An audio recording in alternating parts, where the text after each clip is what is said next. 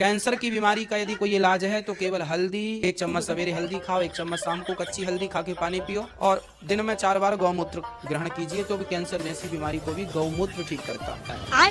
गौमूत्र पीने से अर्थराइटिस अच्छा होता है, टॉक्सिन्स, ऑक्सीडेंट्स, ESR बढ़ा हुआ, ESO बढ़ा हुआ, RA फैक्टर बढ़ा हुआ, जितने भी यूरिक एसिड बढ़ा हुआ, जितनी भी गंदगी शरीर में बढ़ी हुई पूरी की पूरी क्लीन हो जाती है। गाय के बच्चे को बछड़ा होता है ना, बच्चा, उसको भी पता है कि मुझे दूध पीना है या मूत पीना है। मुर्गी के आगे से निकलता है कि अंडा पीछे से, और जो पीछे से निकले वो गू तो होता है। ये प्रोटीन नहीं, मुर्गी को गू है। यदि मुर्गी के गू में प्रोटीन है तो तेरी वाले में तो और घने विटामिन ही होते होंगे। अरे गू खाना है तो मोल का क्यों खावा है? गू खाने लग गया। हम सोचते थे आदमी गू कैसे खाता है, तो कलयुग में पता लगा मुर्गी का गू खा रहे।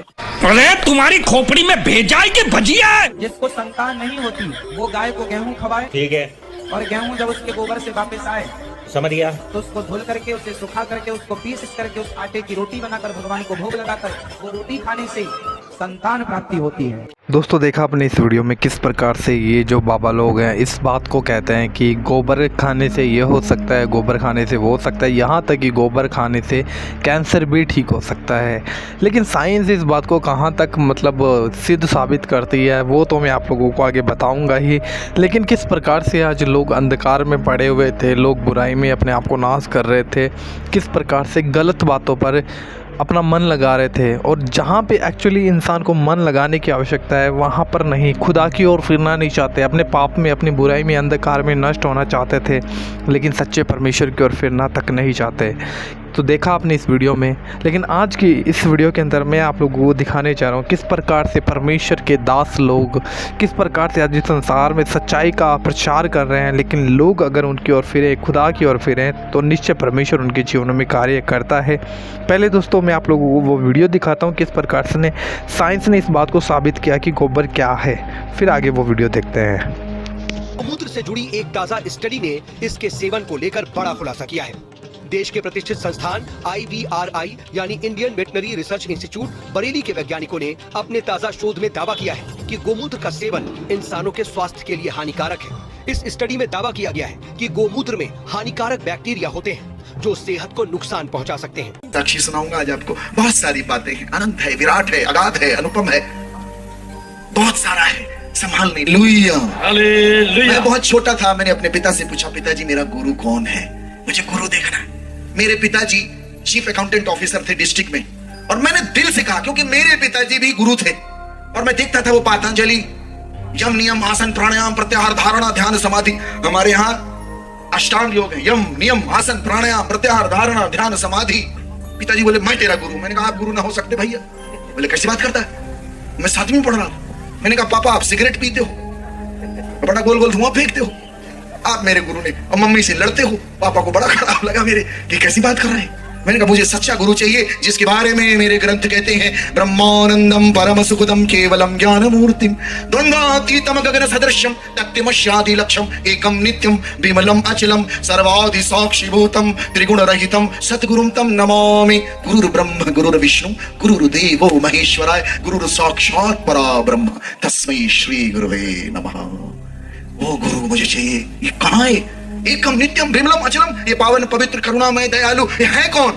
मेरे घर में खूब गुरु आते थे। तंत्र साधना सिखाऊंगा, और उस समय मैं 8वीं कक्षा में था। तो पिताजी ने कहा यदि तू तंत्र साधना सीख लेगा, किसी देवी देवता को प्रसन्न कर लेगा, तो तेरे को गुरु की तलाश नहीं पड़ेगी, तू खुद गुरु बन जाए। मैंने कहा ये अच्छी बात लगी, मैं अपने गुरु खुद बन जाऊं।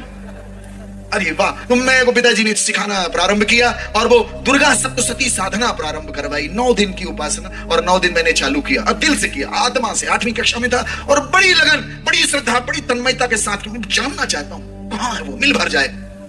और मेरी बंदगी चालू हुई, वो 9 दिन की साधना की, और जब वो 8वां दिन कंप्लीट होके 9 की नाइट में मैं अपने कमरे में सो रहा था, और वो जमीन में ही सोना था, तो मैंने क्या देखा, मेरे पलंग के बिस्तर में एक औरत आके बैठ गई, और उसका पूरा शरीर औरत का और वो चेहरा सुअर का, और मैं से बोलती है हाँ भैया बुलाए हो तो आ गए हैं। अरे मैं तो उसको देख के तो आपने तो डर की बात तो छोड़िए, डर की भी पराकाष्ठा, हम तो होश ही खत्म, पूरा शरीर मेरा ठंडा हो गया उस दृश्य को, उस आत्मा को देख के, और मुझे पता ही नहीं, और कुछ दिनों तक मेरे को होश ही नहीं। लेकिन जब मैं होश में आया, एक बात मुझे पता चली कि जो चीज मेरे पिताजी सिखा रहे थे उसका गुरु से कोई लेना देना नहीं है।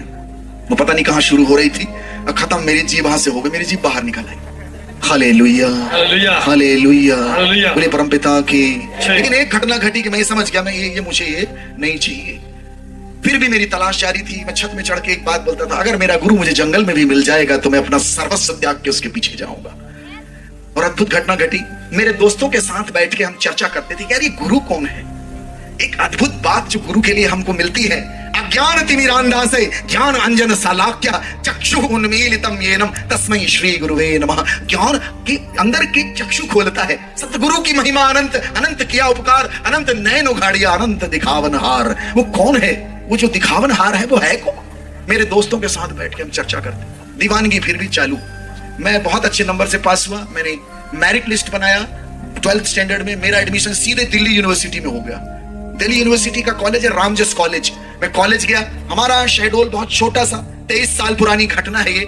और मैं गांव का था। जब मैं दिल्ली पहुंचा, इतना विराट दिल्ली, इतना बड़ा नगर, महानगर, हमारे देश की कैपिटल, और उस भीड़ चकाचौंध को देख के मैं भटक गया। मेरे कॉलेज में जो पढ़ाई करने वाले विद्यार्थी थे सारे बड़े बड़े घरों के, और वो 7 दिन 6 दिन आते, 6 रंग की गाड़ी लेके आते, और किसी के यहाँ रिवॉल्वर लगी, इतनी बड़ी बड़ी चेनें सोने, और बड़े उद्यमी।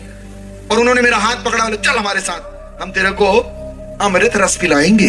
मैंने कहा ये अमृत रस क्या होता? दारू। अच्छा, हम भी हो लिए उनके साथ। कुछ महीने बाद मैं उनका दादा बन गया, वो मेरे चेला बन गए। और वो इतना उधम और बदमाशी जिसकी कोई सीमा नहीं। मैं नाम नहीं लूंगा। कुछ एक्टर मेरे कॉलेज के मेरे साथ के पढ़े हुए हैं। Hallelujah, hallelujah. आज वो सिंगर बन गए, कोई कुछ बन गया। मेरे साथ के पढ़े हुए कुछ आईएएस हैं, कुछ बड़ी बड़ी कंपनियों में, कुछ बड़ी बड़ी कंपनियों के मालिक हैं, कुछ लोग नेता हैं। मुझे उस कॉलेज में पढ़ने का अवसर मिला, लेकिन कॉलेज में पढ़ते समय मेरी जिंदगी बिल्कुल दूसरी दिशा में चली गई।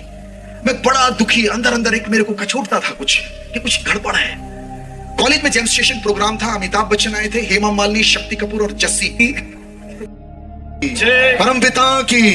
मैं आपको बताऊं, मैं वो पुस्तक नहीं पढ़ पाता। जैसे खोलूं चादर आए। और ना मैं इस आदमी को भी बताने में डरूं कि अगर इसको बताऊंगा तो ये सोचेगा ये पागल है। तो डर के मारे इस बात को मैं नहीं बताता था। और आपको मैं बताऊं प्रियो, मैं 40 दिन तक इस आदमी से मिलता रहा। मैं रोज बोलूं भैया मैं आपके बर्तन धो दूंगा, आपकी मंडली जो लगती है इनकी कुर्सियां साफ कर, लेकिन मेरे को एक कथा सुनाइए, क्योंकि ये कथा मेरी जिंदगी को बदल रही है। शराब पीना बंद, लड़ाई झगड़ा बंद, मेरी जिंदगी यू टर्न ले ली, एकदम अद्भुत यू टर्न। मैं अपना कमरा छोड़ दिया, अपने दोस्तों को छोड़ दिया, उन्हीं के कलीसिया में रहने लग गया। मैंने कहा मैं यही रहूंगा भैया, मेरे को मत भगाओ। Hallelujah, hallelujah, hallelujah, hallelujah. आपको बताऊं प्रियो, वो चादर नहीं जाती थी, मैं लिए के घूमता था लेकिन पढ़ नहीं पाता था।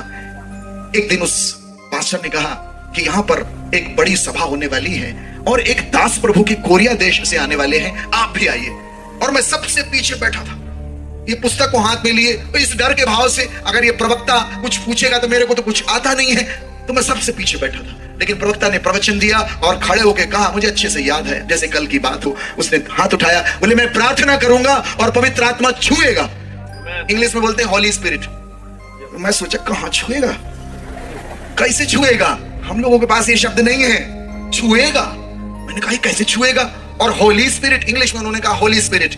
हमारे यहाँ स्पिरिट होता है जिससे नेल पॉलिश हटाते हैं। मैंने कहा अच्छा ये होली स्पिरिट है, कुछ हटाएगा।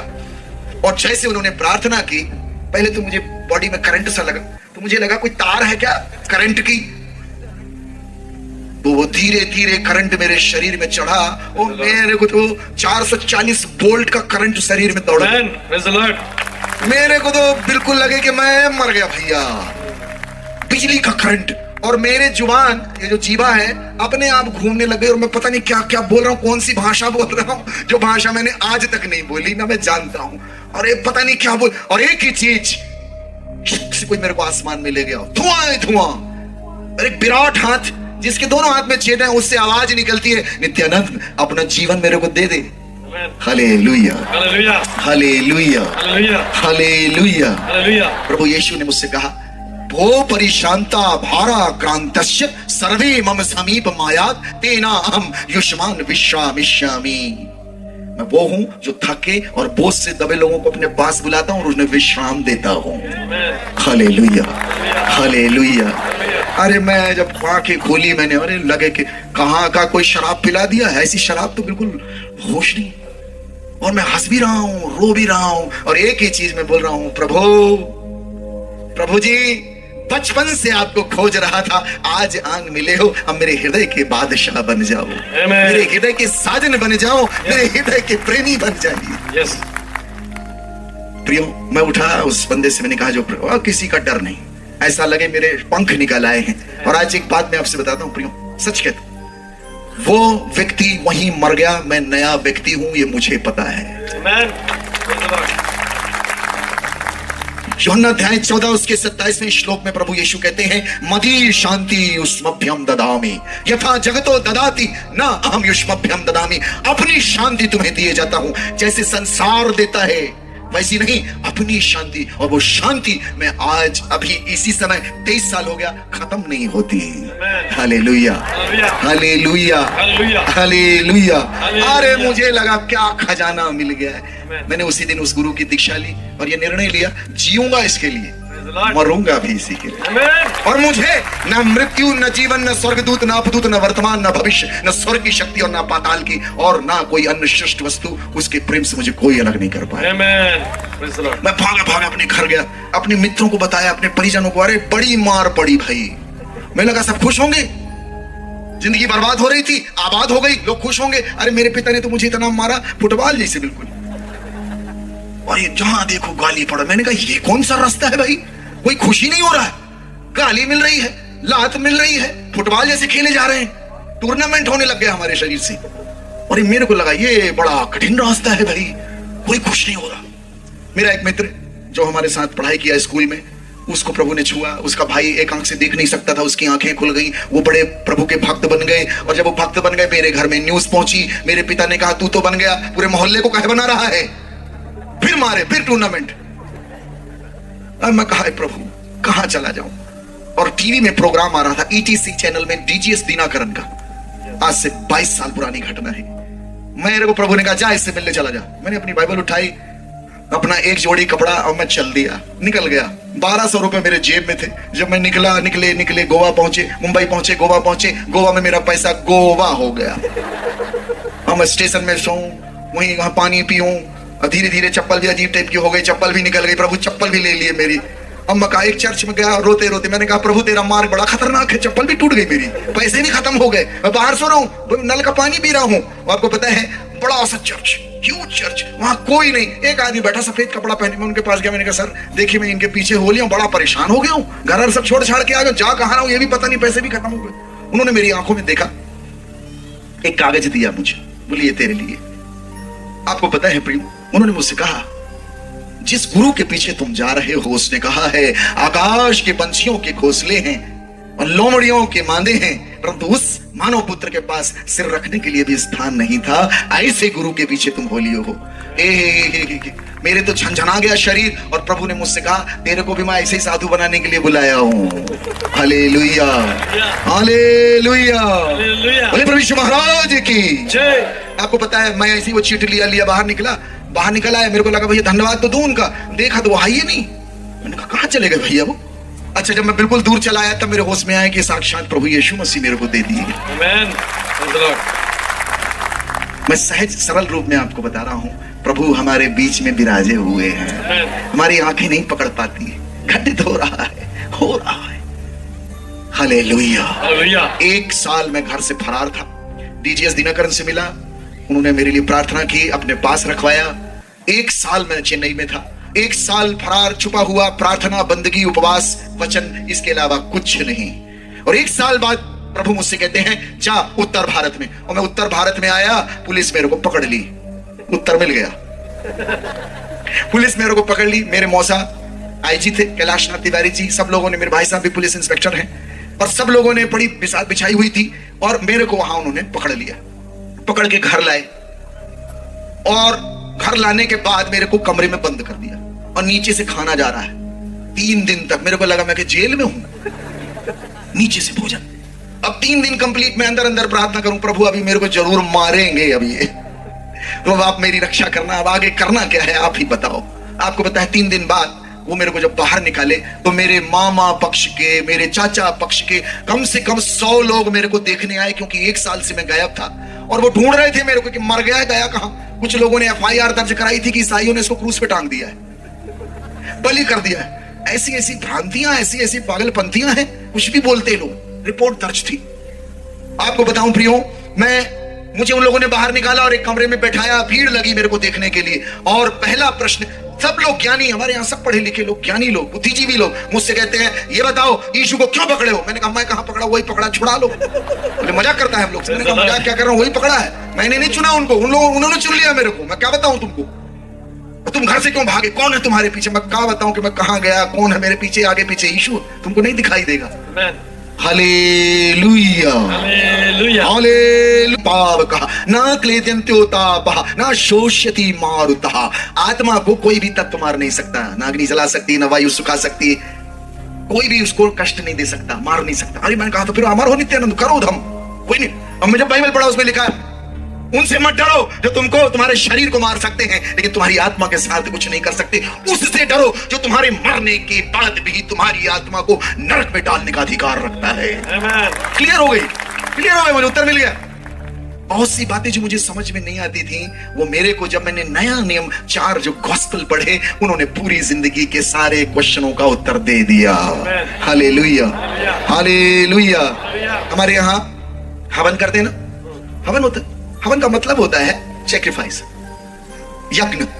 हम बचपन में सुनते थे ओम ब्रह्मपुत्राय नमः स्वाहा, जो ईश्वर का बेटा है उसके नाम का स्वाहा। ले अभी समझ में आ रही? हम तो ओम कन्यासुताय नमः स्वाहा, जो कुंवारी के घर से पैदा हुआ उसके नाम का स्वाहा। स्वाहा मतलब खत्म।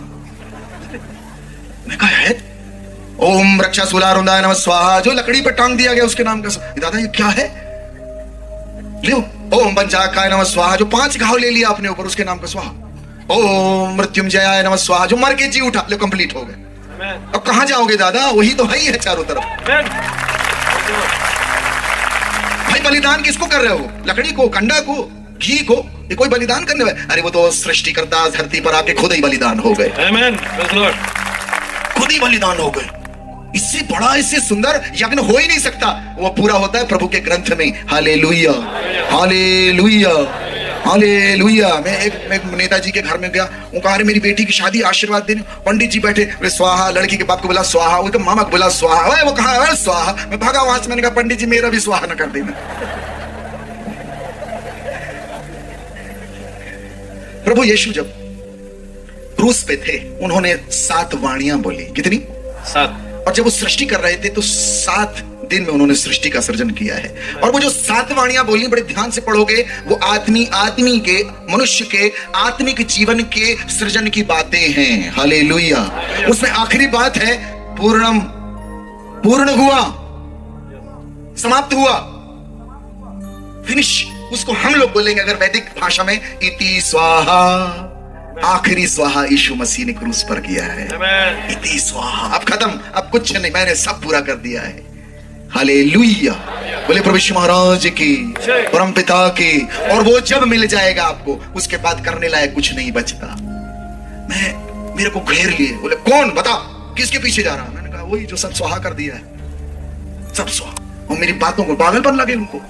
तो मेरे बड़े भैया और जीजा जी खड़े हुए और मेरे भाई साहब ने कहा गोली मार देंगे तेरे को अभी, अब ज्यादा इशू जपेगा तो। मेरे जीजा जी और भैया ने मेरी कॉलर पकड़ के मेरे को ऐसे उठा दिया। मैंने कहा तुम ये बोलते हो तो ये जानोगे कि मेरा प्रभु कौन है। मेरे को पटक दिए जमीन में, छोड़ दिए, मैं गिर गया। और मैं उठा, मैंने कहा दादा कहीं सही में न मारने लगे, क्या भरोसा आदमी का। मैं अंदर घुसा, मैं अपने कमरे में जहां मैं बंद था, मैं खुद ही बंद कर लिया अपने आप को, सिटकिनी लगा लिया।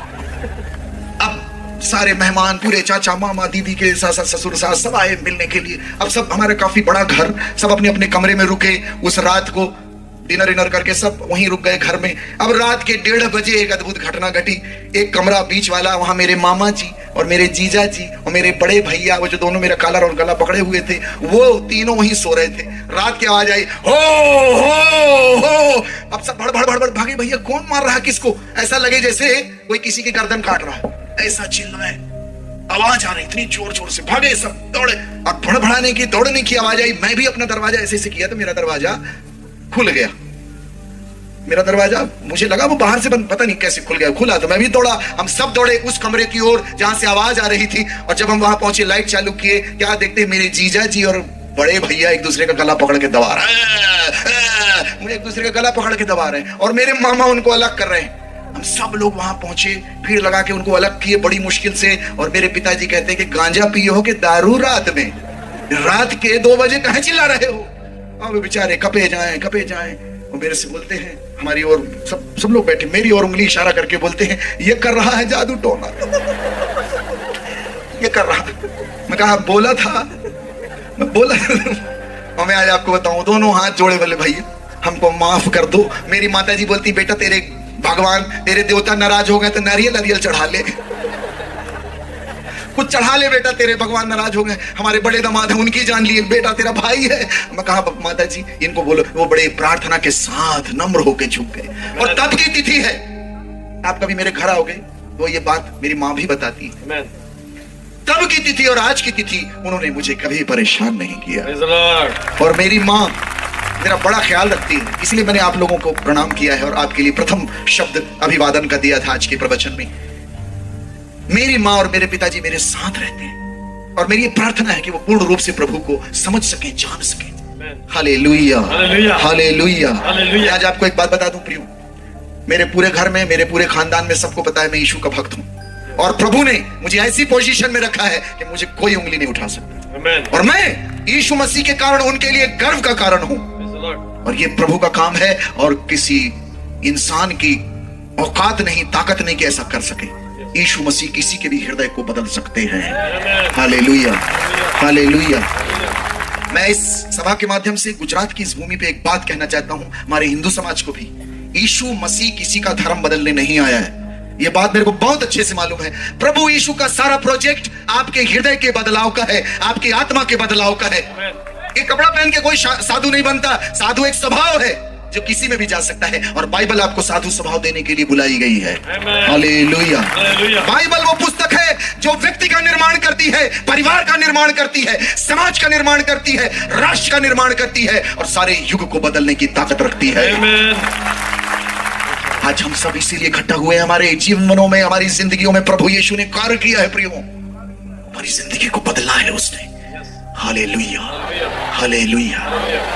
लेकिन मैं घर से फिर नहीं गया, रुका, और आज मैं आपको बता दूं ये बात कि मेरे क्लास के पढ़े हुए अधिकांश बच्चे सब यीशु जी के भक्त हैं और सेवक हैं, और उन सब की जिंदगियों को प्रभु ने बदला है। किसी का पुलिस केस, किसी का कोर्ट केस, किसी की जिंदगी में बर्बादी, सबके जीवन को प्रभु ने रूपांतरित करके उनको ज्योति और नमक और खमीर ठहराया है। हालेलुया। एक बार ऊपर ताली बजाएंगे यीशु जी के लिए।